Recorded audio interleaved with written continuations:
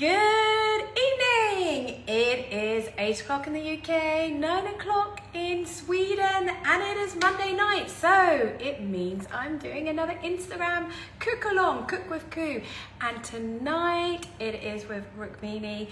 So I'm so excited about this because this is the last one for this year, so enjoy it while you can, and hopefully I'll be back next year. And today, well, let's get Rukmini on. We'll be cooking something super delicious, super easy, all in support of Women's Aid. And if you can, please go donate on my profile page, or like, or comment and share this video. That really, really helps, especially with the festive period coming up. Unfortunately, like, domestic abuse is on the rise. So if you can donate, that really helps. Right, let's get our lovely guest on. Let's go. Here we go. Okay. Hello. Yay! All right, let me just adjust the video. So yes, right. Okay, so for anybody who doesn't know my guest tonight, firstly, you have the best cookbooks. I mean, the One Tin series. It's just such an easy concept. And we're doing one of the recipes tonight. Yeah. So what are we making tonight? So we're making crispy baked ravioli because a few years ago I did some recipes in my books for crispy baked gnocchi, which just really took off. But recently I thought, how can we make this better? And it's using store-bought ravioli because it goes so crispy in the oven. And if you think about how good the top of a crispy lasagna is, without all the hassle of making lasagna, this is basically it. And it's so variable. We're doing a really simple version today, but there are so many different ways that you can do it. There are so many different toppings. You can make it vegan. You can add loads of cheese. It's great. I absolutely love this recipe. So for anybody who's just tuning in, we are making a really quick and easy dinner recipe, which you can actually make vegan. You just have to get the vegan alternatives.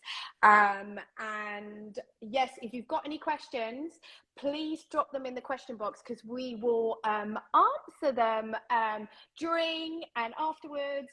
So feel free to ask questions, and lots of hellos from around the world. I saw Portugal, from Brazil, from London. So it's always nice when you give us a little hello. We love that.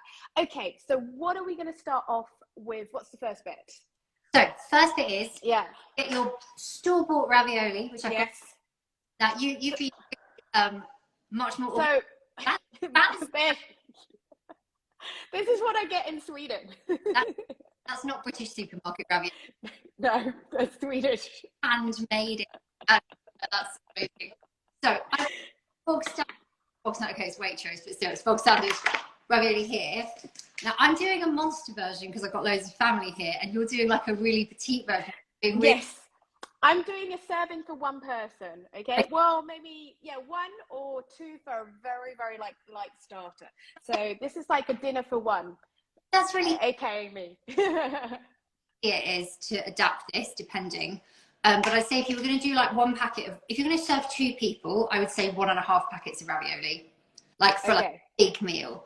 But obviously scale it down. So my first step is I'm going to stick this in a big bowl. And you might have already done this. Blanch it really quickly in boiling water. Okay, I've got my kettle. I'm just going to put the...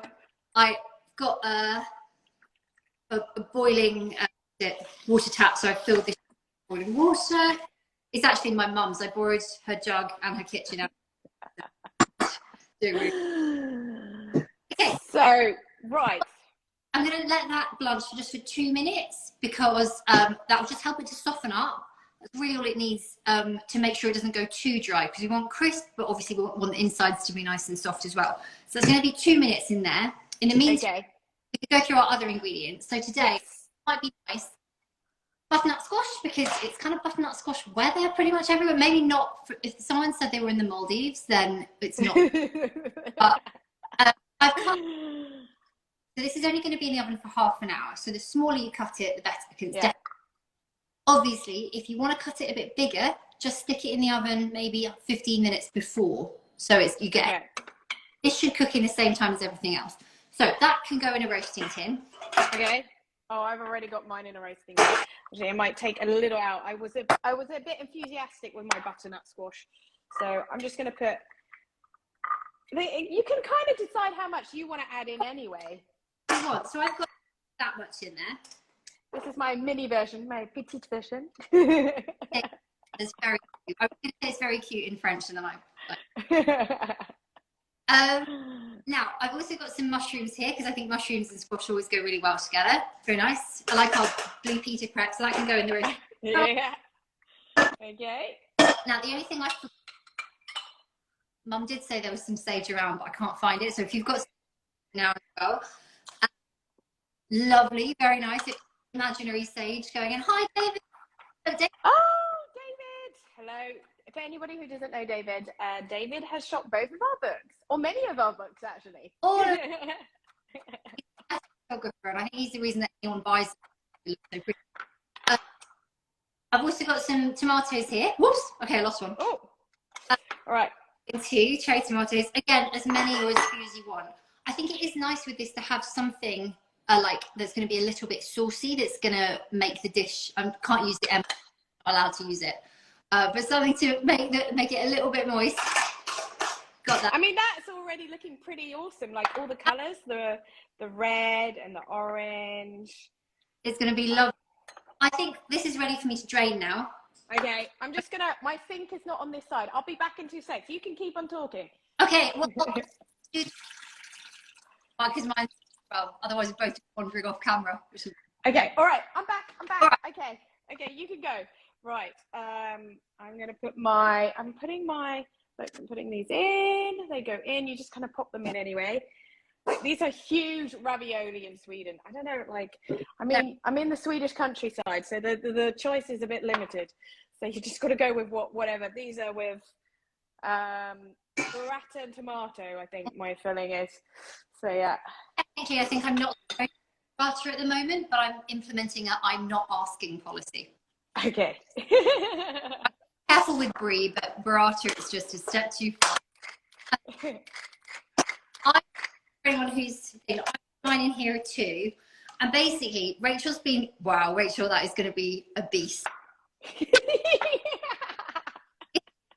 I want there to be really nice surface area so it gets really, really crispy. Okay. A bit of a stir now. Olive oil. You can see how easy this dish is. Yeah. Olive oil. A little bit of salt, which is helpfully labelled Melbourne in a jar. All right, I'm styling mine a little bit. I mean, your background is food styling, so you understand what I'm doing here. I haven't styled mine yet. The one so we've both done here's one so that one is styled to come out of these. So if anybody wants to have a look, sorry, the lighting isn't great today because I'm in the countryside and so it's a bit limited. So it's a bit moody, the lighting, but I'll post a lovely picture when I'm finished. So looks like that. My little version for one person there. So yeah. Okay. We forgot to mention we preheated our oven, didn't we? We did. Especially saying that something cooks in 30 minutes, it's because you preheated it 10 minutes before. So yeah, preheat your oven to 200 degrees fan. So Put this in the oven now. Oh, so just to say, if you're going to do a different version of this, like you can always like dot ricotta or put cheese on top at this stage as well. But this version's kind of vegan, so I haven't done that. But obviously. Okay. All right, do you want to go and put yours in the oven first, or shall I? I could just eat it like this. It smells so good. All right, and my oven is here, so hot stuff. I can just pop it in the oven. So yeah. All right, in that goes. So that's in the oven. Now today, because this takes half an hour in the oven, but like 2 minutes to prep, we've actually made one earlier. Just to show you what it looks like. So it's not quite 16 minutes, but for all of you who've been watching beforehand, 16 minutes. Why we're doing 16 minutes is because to highlight the 1.6 million women in the UK who reported abuse in 2020. And this is all in support of Women's Aid, who are an amazing charity who support women and children in domestic abuse situations, especially in this festive time coming up.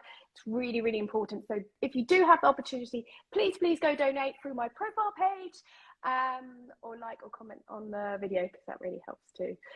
Okay, so there's one little thing we've still got to do, don't we? So no, someone's just asked if water or liquid. So I don't know if you just joined, but we've blanched the ravioli first in boiling water for 2 minutes before it went in. So the tomatoes are going to provide the sauciness, which is, you know, going to be really, really tasty. And of course, to add some an extra sort of texture and flavour at the end, we're going to make a lovely dressing to go over. So things like crisp in the tin, and then a lovely sort of like punchy dressing. So it's some bought. Okay, I've got my pesto here. Nice. That looks like you made it, but I bought mine. I like the supermarket to get chilled rather than the jars, because the jars I think are a bit strong, but this stuff tastes like something you might have made yourself. I didn't have the choice. It came in the jar here. But we're gonna add a little bit of lemon juice, aren't we? Definitely lemon juice and maybe a little bit more oil. Okay. I think it's very much sort of do it to taste. So if you want more lemon,